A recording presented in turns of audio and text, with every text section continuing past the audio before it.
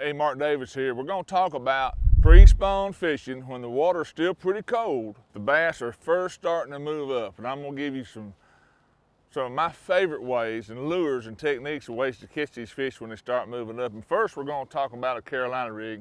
I have here a basic Carolina rig, about a 3-foot leader. And right here's what we really want to talk about, and that is the Strike King Game Hog. This little setup right here, when the water temperatures are still in the 50s, all the way up until the spawn, this is a great way to catch fish. So I'm gonna fish this on points, humps, anywhere.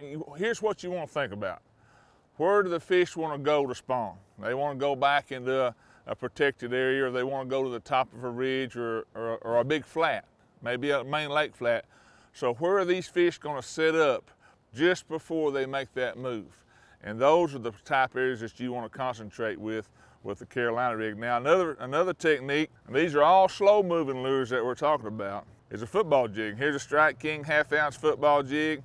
I have it paired up with a Strike King Rage Bug. And now, as you can see, I've taken the side appendages off of the Rage Bug and I've cut it down to fit that nice little 1/2 ounce jig. That's a great combination right there. And this color is pumpkin craw, green pumpkin craw jig. That's a blue craw trailer. So I'm gonna fish that on my casting equipment, same areas as I do my football jig, as I do my Carolina rig. But now think about this. This is something that's a little bit of advice that'll help you catch more fish on a football jig.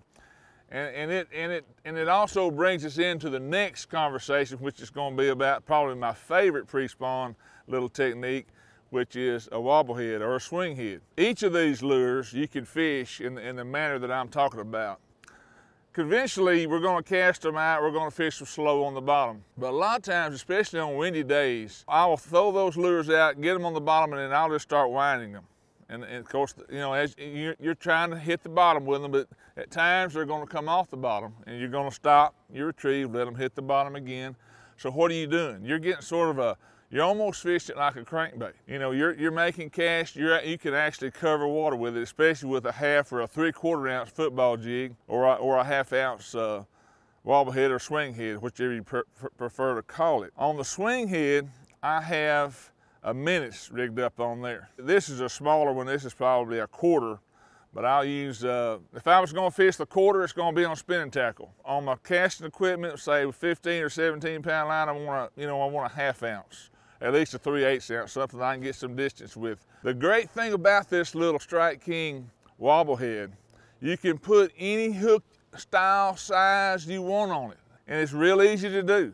You know, the hook, you just put it in there and you just twist it around and it locks in place. You can buy this little wobble head from Strike King, put any hook that you want on it that'll match any lure that you want to fish on it. Those are my favorite slow, as far as fishing with something slow, a jig, a Carolina rig, a wobble head. When fish are first starting to come up, getting ready to spawn, those are my favorite techniques, and I guarantee you they'll work for you too.